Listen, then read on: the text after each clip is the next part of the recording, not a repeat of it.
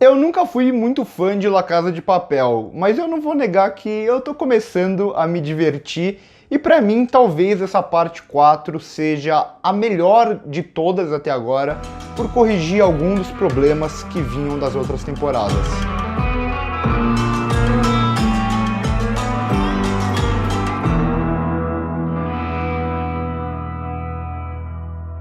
Essa crítica eu não vou fazer uma abordagem geral da série, da parte técnica total, de toda a direção, porque nesse aspecto a série ela se parece muito com as outras temporadas e tem crítica aqui no canal já da terceira temporada em que eu falo muito dessa parte da série ter esse lado um pouco mais galhofa em alguns momentos, de ser um pouco mais novelesca. Eu sei que muita gente se incomodou da última vez que eu falei isso, mas é uma proposta da série, não é algo ruim ir para um lado mais da novela, até porque essa série ela foi feita para passar a primeira temporada como uma novela na Espanha. Então toda a construção de personagem, as seguidas reviravoltas, muitas delas sem tanta consequência, então tem uma reviravolta em segundos, essa reviravolta já foi esquecida para entrar outra reviravolta. São muitas questões narrativas que vêm muito desse lado da novela. Mas aos poucos, a partir do momento que a Netflix comprou a série, ela começa a fazer umas adaptações para essa série ela se encaixar mais no formato de uma série mesmo. A gente vê isso um pouco na parte 3 e aqui na parte 4 isso começa a ficar um pouco mais evidente. Então aqui tem muito menos daqueles exageros. Porque quando a gente fala de obras audiovisuais tem uma coisa chamada suspensão da descrença. Ou seja, é tudo que a gente consegue acreditar que está em tela, mesmo que a gente saiba que aquilo não é real, que na vida real não aconteceria daquela forma. Mas nas outras temporadas, essa suspensão da descrença exigia muito mais da gente. Tinham coisas muito mais absurdas que a série obrigava a gente a comprar. Nessa quarta temporada, pelo incrível que pareça, apesar de várias situações não serem reais, elas ainda assim são mais pé no chão. Eu acho que elas são mais condizentes com aquilo que a série se propõe. Até por ser uma série que em muitos momentos não se leva a sério, mas em outros se leva, ela tenta ter uma construção dramática. Então eu acho que essa proposta dessa quarta parte, né, que não é bem quarta temporada, é a parte 4, eu acho que encaixa melhor. Ainda que eu não goste muito desse formato de partes. Ou seja, a Netflix dividiu a primeira temporada em duas partes e a parte 3 e a parte 4 nada mais são do que o mesmo assalto, aquela mesma missão deles. Eles acabaram dividindo em duas partes, na verdade em 3, porque aqui não é o final definitivo, fica um grande gancho para uma temporada seguinte. Mas vamos lá, porque eu acho que não funciona tão bem essa divisão.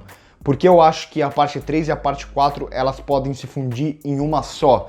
Porque aqui a gente sente um começo muito lento dessa temporada, e teve um pouco isso na parte 3 também, que em muitos momentos a gente vê que é encheção de linguiça. Então são aquelas reviravoltas que em seguida já vão ser resolvidas para entrar outra reviravolta, em seguida aquilo já é resolvido, entram muitos flashbacks aqui. Então a série ela mostra muito que o público amava o Berlim acabou morrendo na série e eles tentam trazer o Berlim de volta por meio de flashbacks. E muitos deles não encaixam, muitos desses flashbacks são só para encher linguiça mesmo. Então facilmente a parte 3 e a parte 4 poderiam virar só uma temporada de 10 episódios. Isso me incomoda um pouco. Mas analisando só a parte 4, apesar desse começo que traz muito das outras temporadas, a segunda metade da série ela fica muito mais frenética, ela fica muito mais direta e ela funciona muito melhor. Muito disso por evitar algumas das coisas que as outras temporadas faziam e que eu não gostava nem um pouco.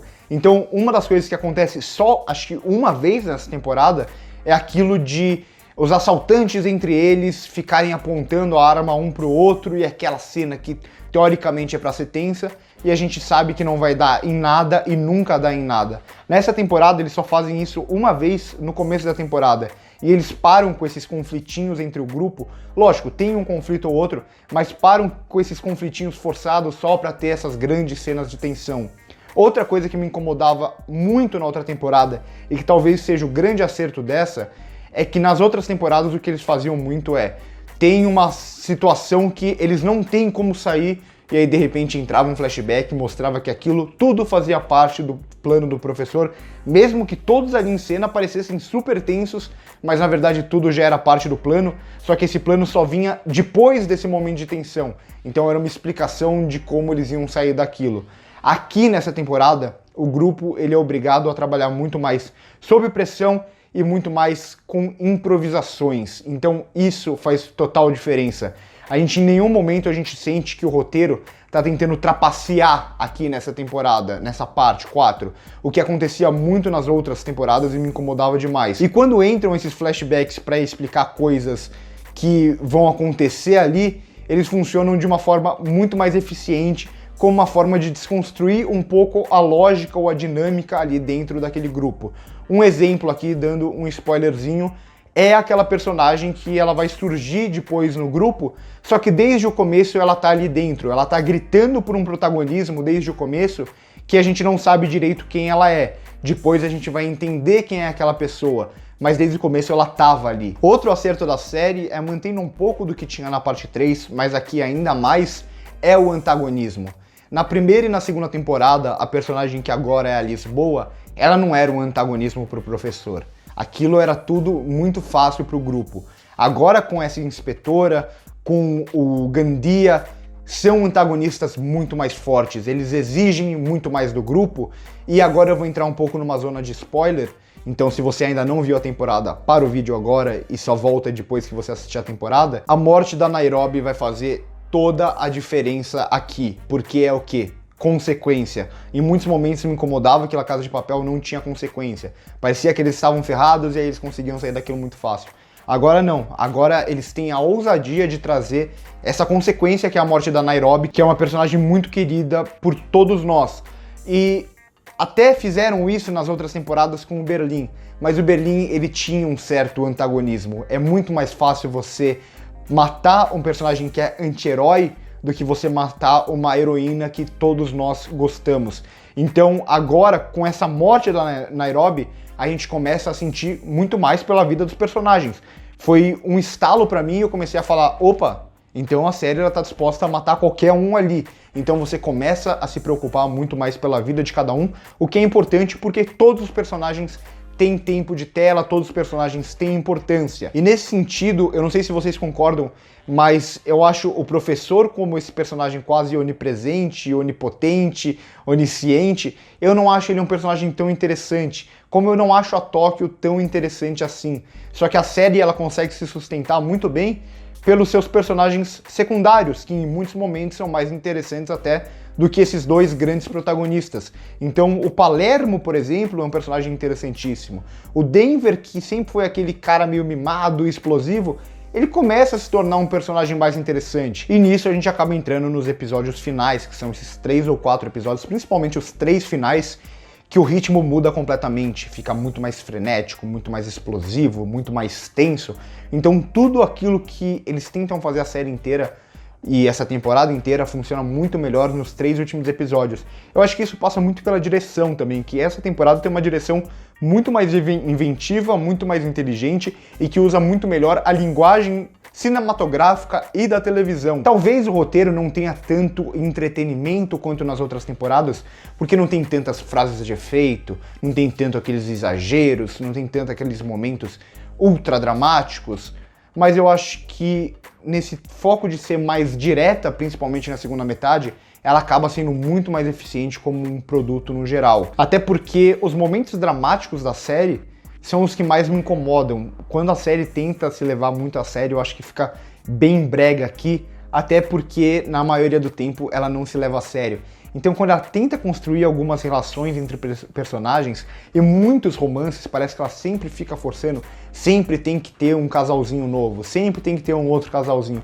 Então são esses momentos que eu acho que a série perde o foco e acaba ficando meio brega. Eu acho que até nesse sentido a série ela perde a chance já no comecinho da temporada de trabalhar uma temática um pouco mais complexa, saindo um pouco do maniqueísmo.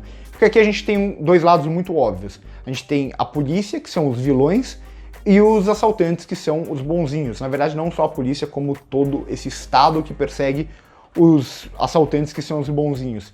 E a partir do momento que no final da última temporada eles explodem aquele carro forte, se morresse alguém ali, naquele carro forte, que eu achei que tinha acontecido no final da última temporada, a série ela ganharia um tom muito diferente. Porque uma coisa é eles ferirem todos esses policiais, que já é algo que é um pouco mais pesado da atitude deles. Mas se eles tivessem matado pessoas, esse lado deles serem os grandes mocinhos começaria a ser mais debatido. Mas ainda assim, a escolha é ser maniqueísta e é a escolha desde o primeiro episódio da série.